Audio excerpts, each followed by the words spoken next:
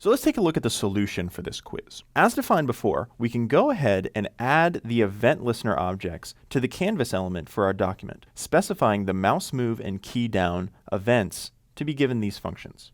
Looking at the filled in code, you can see that things are actually pretty simplistic. The event itself actually specifies client.x and client.y as member variables that we can then query and print out to the console log. The onKeyDown event, in contrast, is given a similar event objects, but rather than having the client.x and client.y variables, it actually has the key ID variable, which specifies the ASCII value of the key that was pressed on the keyboard.